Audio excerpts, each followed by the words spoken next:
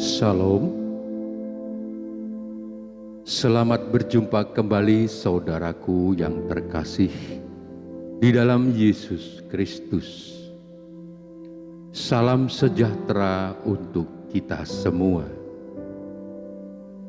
Berkat Allah yang Maha Kuasa senantiasa menyertai kita. Kita akan kembali merenungkan firman Tuhan. Sebelumnya, marilah kita berdoa. Bapa kami yang ada di sorga, puji syukur kami panjatkan kehadirat-Mu, karena atas pemeliharaan-Mu, saat ini kami masih mempunyai kesempatan dan waktu untuk merenungkan firman-Mu. Kami mau merenungkan firman-Mu. Kiranya Roh Kudus-Mu menerangi hati dan pikiran kami, agar kami mampu memahami dan melakukan di dalam kehidupan kami. Di dalam nama Yesus kami telah berdoa. Amin. Bacaan kita hari ini dari Lukas 24 ayat 5 sampai 7. Demikian firman Tuhan. Mereka sangat ketakutan dan menundukkan kepala.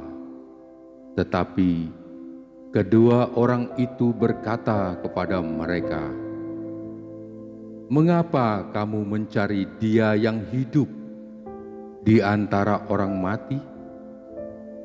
Ia tidak ada di sini.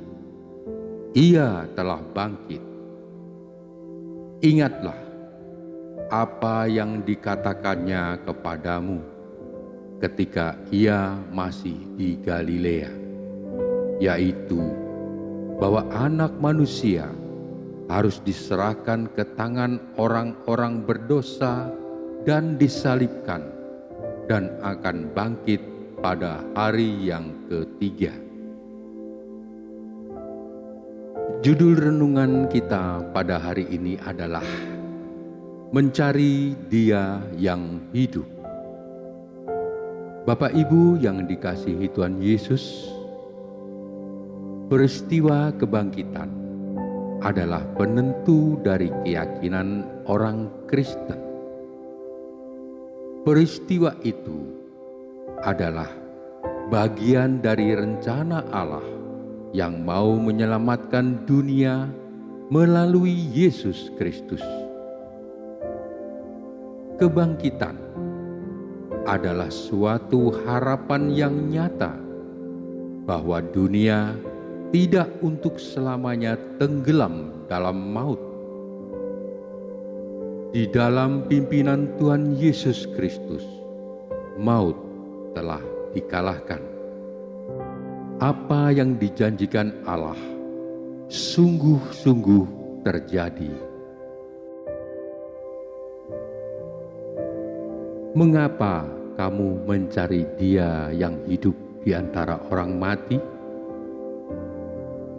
Pertanyaan tersebut ditujukan kepada para perempuan yang hendak memenyaki jenazah Yesus dengan rempah-rempah. Karena bagi mereka Yesus sudah mati. Namun mereka terkejut ketika mendapati kubur yang terbuka dan tempat pembaringannya yang kosong. Saudaraku yang dikasihi Tuhan, hubungan antara Tuhan dengan manusia sebelum Yesus dijembatani oleh para imam dan para nabi. Dan mereka semua adalah manusia yang fana, yang ketika mereka mati, maka fungsinya pun hilang bersama dengan kehidupan mereka di dunia. Berbeda dengan Yesus, Dia menjadi pengantara antara Tuhan dan manusia, tidak hanya sebelum dia mati, melainkan setelah dia mati, perannya tetap eksis. Karena setelah kematian, Yesus bangkit dan hidup yang kekal. Oleh karena dia tetap hidup, maka perannya sebagai pengantara antara manusia dengan Tuhan berlangsung terus dan kekal untuk selamanya. Pertanyaan dari para malaikat itu adalah suatu pernyataan. Yesus hidup dan bukan bagian dari antara orang mati.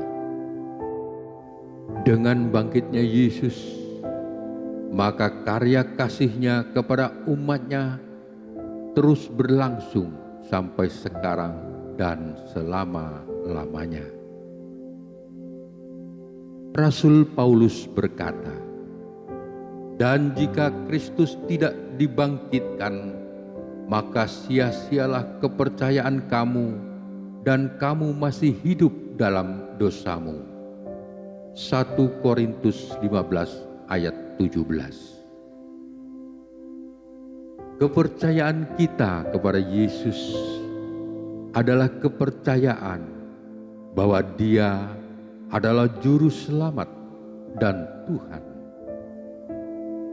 Kepercayaan kita kepada Yesus adalah suatu penyerahan hidup seluruh dan seutuhnya kepada rencana dan kehendak-Nya. Bapak, Ibu, dan saudaraku yang dikasihi Tuhan, meski di saat ini kita dihadapkan dengan penderitaan dan pergumulan hidup, namun kesetiaan Tuhan Yesus tidak akan terputus.